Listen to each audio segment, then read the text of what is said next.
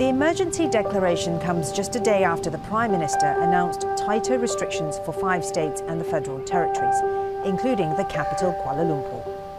A third wave of coronavirus infections has shown no signs of slowing down. The government says the healthcare system is near breaking point. In a televised speech on Tuesday, Prime Minister Muhyiddin Yassin sought to reassure the public. Let me assure you that the civilian government will continue to function. The emergency proclaimed by the Yang di-Pertuan Agong is not a military coup, and curfew will not be enforced.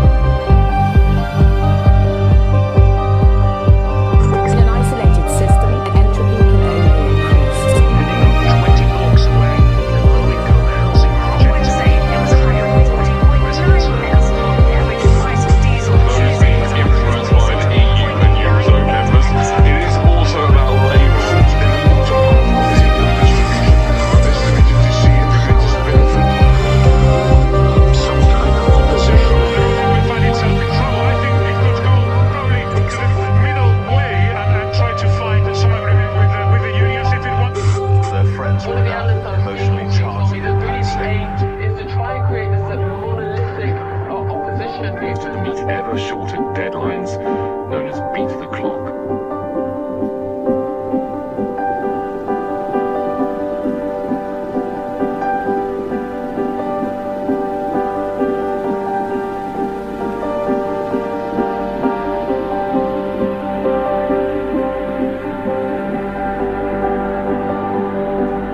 King Sultan Abdullah Sultan Ahmad Shah had in October rejected Muhyiddin's request to declare an emergency, deeming existing laws sufficient to curb the spread of the coronavirus. Since then, the number of cases has increased five-fold, but not everyone views the emergency as a necessary tool for slowing the virus.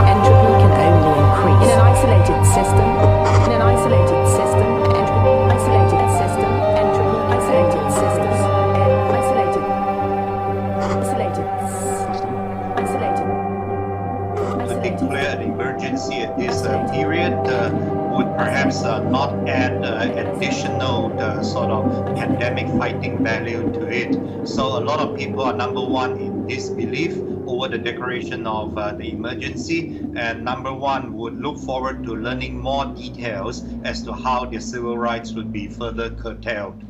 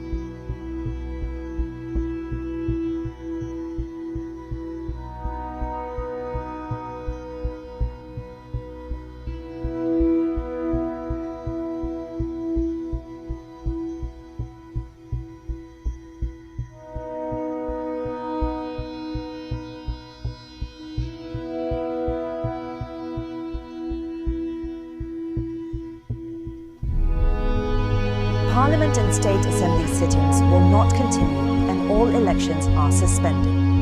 Civil rights activists say they are concerned that the government will now avoid parliamentary scrutiny. The Prime Minister says the period of emergency will give the country much-needed calm and stability. Muhyiddin Yassin has been facing a leadership challenge for months. He holds a very thin majority in Parliament. The largest party in his ruling coalition, the United Malays National Organisation, has threatened several times to withdraw support to force an early general election.